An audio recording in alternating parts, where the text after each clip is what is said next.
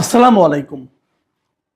প্রিয় দর্শক, রাজনীতিতে একটা নতুন ধরনের চিন্তা, নতুন ধরনের মেরুকরণ যেন আমরা লক্ষ্য করছি। সেই মেরুকরণ ভোট নিয়ে যেরকম হচ্ছে, যে ভোটের কি মেরুকরণ হবে, কোন ভোট কোন দিকে যাবে, এই আলোচনা যেমন হচ্ছে, তেমনি হচ্ছে যে আন্তর্জাতিক অঙ্গনে অথবা আমাদের আঞ্চলিক রাজনীতিতে আমরা কোথায় কে অবস্থান করছি সেই বিষয়ে। আপনারা জানেন, এই নতুন সরকার মানে এই ডক্টর ইউনূসের নেতৃত্বাধীন অন্তর্বর্তীকালীন সরকার দায়িত্ব নেওয়ার পর থেকে ভারতের সঙ্গে আমাদের সম্পর্ক ভালো যাচ্ছে না। ভালো যাচ্ছে না মানে না বলে বরং এভাবে বলা যায় যে ভারতের সঙ্গে আমাদের সম্পর্ক এই যাবৎকালে সবচেয়ে কম ভালো যাচ্ছে, সবচেয়ে খারাপ যাচ্ছে। এতটা খারাপ সম্পর্ক আমি এর আগে কখনো দেখিনি।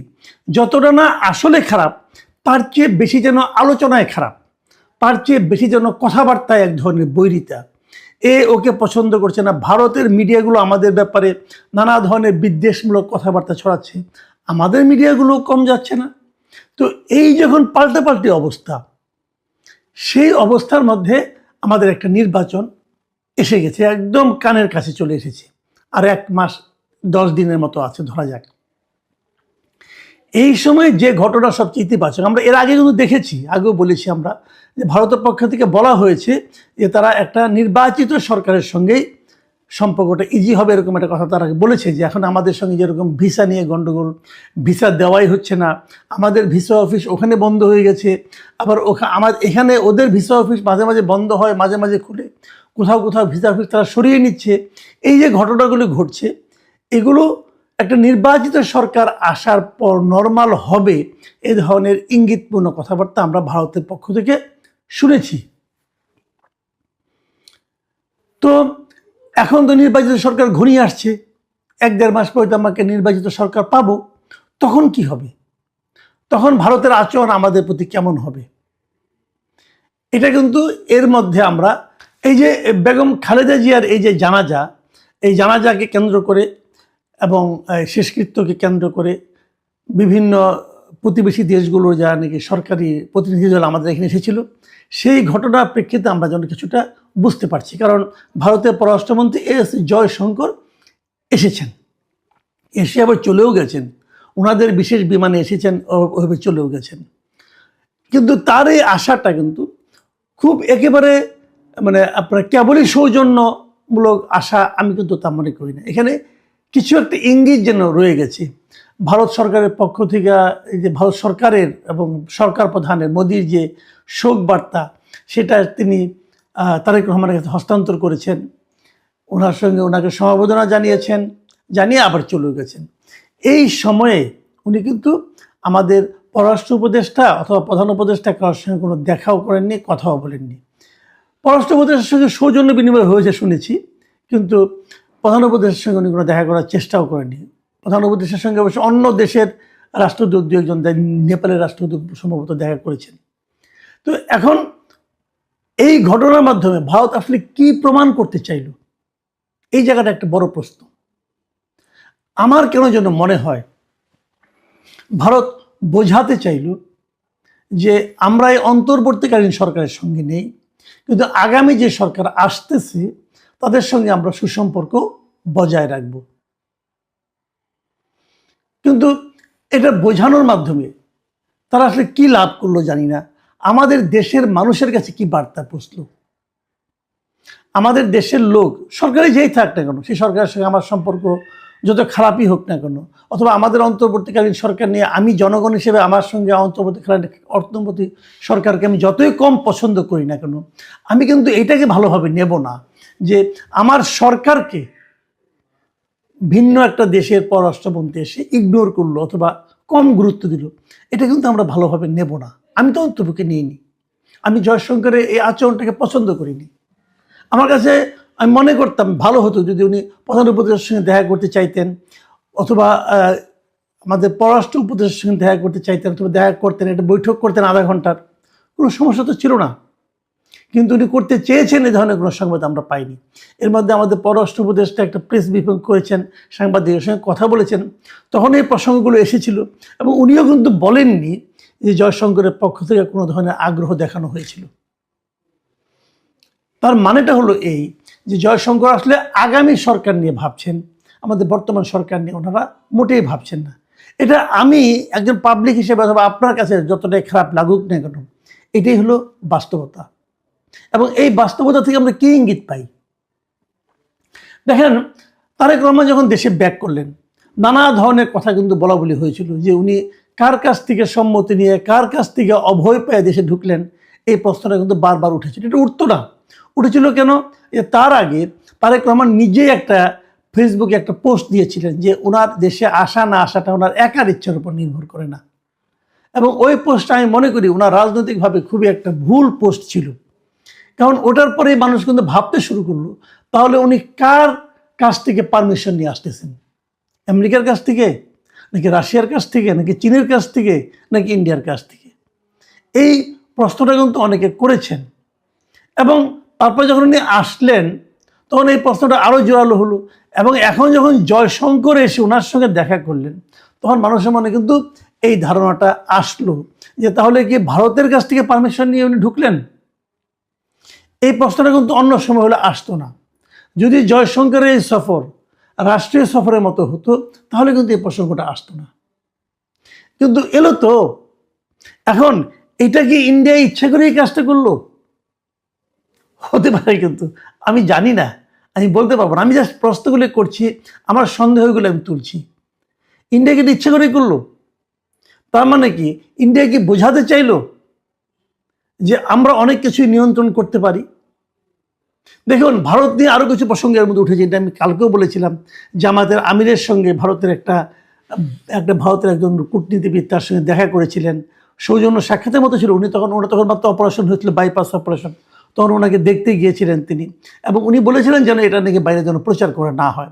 কিন্তু কিছুদিন তখন প্রচার না হলেও কিছুদিন পরে কিন্তু এই রিসেন্টলি জামাতের আমির ডক্টর শফিকুর রহমান এটা কিন্তু রয়টার্সের কাছে সেটা ওপেন করে দিয়েছেন। তো এইটা নিয়ে দেখলাম আবার কোনো মিডিয়া লেখালেখি করা শুরু করেছে যে জামাতের আমিরের সঙ্গে ভারতীয় কূটনীতিকের গোপন বৈঠক। আমি এই জায়গাটা কিন্তু আমি এই সাংবাদিকতাটাকে আমি পছন্দ করিনি এই কারণে, এটা তো কোনো গোপন বৈঠক না রে ভাই। ওনার সঙ্গে সৌজন্য সাক্ষাৎ, এবং ডক্টর শফিকুর রহমানের সে গার্ডস আছে বলে এবং তার নিয়ত পরিষ্কার বলে উনি কিন্তু পরবর্তীতে তার অনেক বড় একটা মিডিয়া, ইন্টারন্যাশনাল মিডিয়া কাছে ব্যাপারটা কিন্তু ক্লিয়ার করে দিয়েছেন। তারা কিন্তু এই ব্যাপার নিয়ে এমন না যে অন্য সাংবাদিকরা এটা আবিষ্কার করেছে, ডক্টর শফিকুর রহমান স্বীকার করেনি, বিষয়টা সেরকম নয়। ডক্টর শফিকুর রহমান নিজে থেকেই বলেছেন। কাজেই এটাকে গোপন বৈঠক বলার আমি কোনো গুরুত্ব দেখি না আর কি। এটা একেবারেই আমি মনে করি যে এটা খুব ভালো সাংবাদিকতা নয়। কিন্তু আমার কথাটা হলো, এই যে জয়শঙ্কর এলেন, উনি কি বিএনপির উপকার করলেন না ক্ষতি করলেন? দেখুন, আমাদের দেশের সাধারণ মানুষ, মাস পিপুল যাদেরকে আমরা বলি, তাদের মধ্যে কিন্তু আমাদের দেশে যে কোনো কারণে হোক, শেখ হাসিনার কারণে হোক, আওয়ামী লীগ সরকারের শাসনামলের কারণে হোক, আমাদের মধ্যে কিন্তু অ্যান্টি ইন্ডিয়ান সেন্টিমেন্টটা একটু প্রবল। আমাদের দেশের মানুষ প্রতিবেশী হিসাবে ভারতকে অতটা পছন্দ করে না। এটাই রিয়েলিটি, এটাই বাস্তবতা। এখন সেই দেশের পররাষ্ট্রমন্ত্রী যদি কেবলমাত্র তারেক রহমানের কাছে আসেন, সেটার কিন্তু একটা ভিন্ন বার্তা সাধারণ মানুষের কাছে যেতে পারে। সে বিচারে আমি মনে করি যে আগামী যে ভোট হতে যাচ্ছে, সেই ভোটের হিসাবে, ভোটের সমীকরণে সম্ভবত জয়শঙ্করের আগমন এবং যেভাবে আগমন, সেটা বিএনপির জন্য কোনো বাড়তি মাইলেজ যোগ করবে না, বরং একটু বিএনপিকে বেকায়দায় ফেলতে পারে। আবার যখন ভোটের সমীকরণের কথা বললাম, তখন আমি আরেকটা সমীকরণের কথা বলি। অনেকে এমনও বলছিলেন আমাকে যে এনসিপি যখন জামাতের সঙ্গে যুক্ত হলো, তো জামাতের কোনো লাভ হলো কিনা? আমি মনে করি হয়নি, একেবারেই হয়নি। জামাতের হিসাবটাতে বরং আরও জামাতের জন্য ঝামেলা বাড়ল। কারণটা আমি বলি। দেখুন, সারা দেশে গত বছরের 5ই আগস্টের পরে অনেক জায়গায় কিন্তু আওয়ামী লীগের নেতাকর্মীদের বিরুদ্ধে গণহারে মামলা হয়েছে, এবং তার সবই রাজনৈতিক মামলা। দু একটা ঘটনা হয়তো আছে, কিন্তু সেই ঘটনার প্রেক্ষিতে যাদেরকে 100, 200, 300, 700 লোককে আসামি করা হয়েছে, এগুলি সবই রাজনৈতিক বিচারে। এই সমস্ত রাজনৈতিক মামলার কারণে বিএনপির উপর কিন্তু আওয়ামী লীগের লোকজন একটু ক্ষুব্ধ ছিল। এই সময় বিভিন্ন জায়গায় জামাতের লোকজন কিন্তু আওয়ামী লীগের লোকজনকে এক ধরনের সাপোর্ট দিয়েছে, প্রোটেকশন দিয়েছে। এর মাধ্যমে জামাতে তো আশা করেছে তাহলে আগামীতে তারা আওয়ামী লীগের ভোটগুলো পেতে পারে। এই আশাটা কিন্তু একদম অমূলক না, একদম অমূলক না। কিন্তু আমি মনে করি, আমার ধারণা, যে এনসিপির জামাতের সঙ্গে যুক্ত হওয়াতে সেই যে আশাটা তাদের ছিল সেটা একটু কমে যাবে। আমি আপনার কারণটা বলি। আওয়ামী লীগের রাজনীতি এই মুহূর্তে কিন্তু বাংলাদেশে স্থগিত। আওয়ামী লীগ ইলেকশন করতে পারবে না, নৌকা মার্কার কোনো প্রতীক ব্যালট পেপারে থাকবে না। তো আওয়ামী লীগকে যে স্থগিত করা হয়েছে রাজনৈতিক কর্মকাণ্ড সাংবিধানিক আপনার একটা প্রশাসনিক অর্ডারের মাধ্যমে, সেই স্থগিত করণের ব্যাপারে সবচেয়ে বড় ভূমিকা রেখেছে কারা? অনেকে হয়তো বলবেন জামাতের ভূমিকা ছিল, হ্যাঁ হয়তো বা ছিল, কিন্তু প্রকাশ্যে কার ভূমিকা সবচেয়ে বেশি ছিল? এনসিপির ভূমিকা। এনসিপি, হাসনাত আবদুল্লাহ, এদের ভূমিকা ছিল সবচেয়ে প্রবল। কাজেই আওয়ামী লীগ আজকে যে রাজনীতি করতে পারছে না, আওয়ামী লীগে যে রাজনৈতিক কর্মকাণ্ড স্থগিত করা হয়েছে, এর পেছনে আওয়ামী লীগের লোকজন কিন্তু প্রধানত দায়ী করে এনসিপিকে। তো যাকে সেটা রাজনীতি করতে না পারার প্রধান কারণ হিসেবে দায়ী করছে, সে যখন আবার জামাতের সঙ্গে যে যুক্ত হচ্ছে, তো এই জন্য কিন্তু জামাতের প্রতি আওয়ামী লীগের সিম্প্যাথি বাড়বে না, বরং কিছুটা কমবে, অথবা জামাতের প্রতি ভরসা কিছুটা কমবে। আবার উল্টো দিকে এনসিপি জামাতের সঙ্গে যুক্ত হওয়ার কারণে, জামাতের সঙ্গে মানে জামাতের জোটে যুক্ত হওয়ার কারণে অনেকে যে আগে থেকে যে প্রচলিত একটা ধারণা ছিল যে এনসিপি, এবি পার্টি এগুলি জামাতেরই এ টিম, বি টিম, সেটা কিন্তু আরও দৃঢ়তা পেয়েছে সেই ধারণাটা। তার মানে এনসিপির এই কর্মকাণ্ডকে আওয়ামী লীগের অনেকে হয়তো ভাববে যে এই কাজটা জামাতই করেছে, এনসিপিকে দিয়ে করিয়েছে। এই যে ধারণাটা, এই ধারণাটা কিন্তু জামাত এবং তার জোটের প্রতি আওয়ামী লীগের যে নীরব ভোট ছিল, সেই ভোটগুলো বেশি বেশি হারে পড়ার যে ব্যাপারটা, সেটা কিন্তু নষ্ট করে দেবে। অনেকে বলেন যে আওয়ামী লীগের ভোট এখন গনিমতের মাল হয়ে গেছে। এইভাবে বলেন তারা যে আওয়ামী লীগের ভোট, যেহেতু আওয়ামী লীগ নিজেরা আগে আওয়ামী লীগকে ভোট দেওয়ার হাত থেকে বঞ্চিত করা হয়েছে, আওয়ামী লীগ ইলেকশন থেকে বাতিল করা হয়েছে, আওয়ামী লীগ ইলেকশন করতে পারবে না।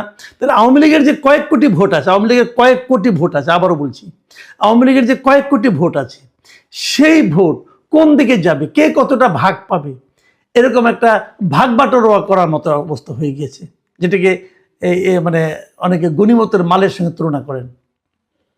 এখন সেই ভাগ বাটোয়ারা নিয়ে তারা গবেষণা করছে, কিন্তু বিপরীত দিকে আওয়ামী লীগ কী করছে এই গবেষণার কথা আমরা এখনো জানি না। আমরা বিভিন্ন রকম হাইপোথিসিস শুনি। কেউ বলে আওয়ামী লীগ অমুককে দেবে, কেউ বলে এলাকা ভিত্তিক প্রার্থী দেখে দিবে, আবার এমন কথাও শুনি আওয়ামী লীগ এই নির্বাচনে অংশই নেবে না, বর্জন করবে। যদি আওয়ামী লীগ বর্জন করে তাহলে কিন্তু পুরা নির্বাচনে যে গ্রহণযোগ্যতা, সেটা নিয়েও কিন্তু প্রশ্ন উঠতে পারে। আমি আগেও বলেছি, এখনও বলি, এই কথাটা বলে শেষ করি, যে আগামী নির্বাচনে আর 1 মাস 10 দিন পরে যে নির্বাচন হতে যাচ্ছে, সেই নির্বাচনে আওয়ামী লীগ থাকবে না। সেই নির্বাচনে আওয়ামী লীগের কোনো প্রার্থী থাকবে না। সেই নির্বাচনে ব্যালট পেপারে আওয়ামী লীগের প্রতীক থাকবে না। কিন্তু রিয়েলিটি হলো এটাই যে ওই নির্বাচনকে নানাভাবে আওয়ামী লীগই নিয়ন্ত্রণ করবে। প্রিয় দর্শক,